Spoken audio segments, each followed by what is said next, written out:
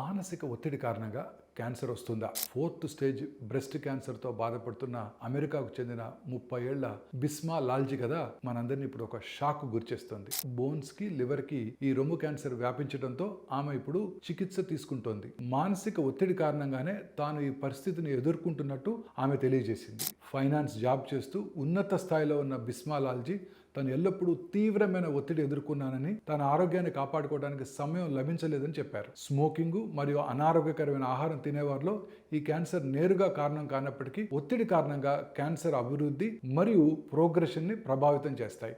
మానసిక ఒత్తిడి వల్ల ఈ రోగనిరోధక శక్తి బలహీనపడటం, అనారోగ్యకరమైన జీవనశైలి వంటివి ఈ క్యాన్సర్ పెరుగుదలను వేగవంతం చేస్తాయి. నేను కూడా మీ అందరికీ చాలాసార్లు తెలియజేశాను. నా 34 సంవత్సరాల అనుభవంలో అనేక మంది క్యాన్సర్ పేషెంట్లు క్యూర్ అయిపోయిన తర్వాత కూడా 5 సంవత్సరాలు 6 సంవత్సరాల తర్వాత మానసిక ఒత్తిడి గురైనప్పుడు వాళ్ళందరికీ ఆ క్యాన్సర్ తిరగబెట్టడం స్టార్ట్ అయింది. సో మనందరం గుర్తుపెట్టుకోవాల్సింది ఏంటంటే, మానసిక ఒత్తిడికి దూరంగా ఉన్నట్టయితే క్యాన్సర్ కాదు కదా, కరోనా కానీ, కరోనరీ ఆర్టరీ డిసీజ్ కానీ, సెరిబ్రోవాస్కులర్ యాక్సిడెంట్ కూడా రాకుండా ఉండే అవకాశం ఉంటుంది.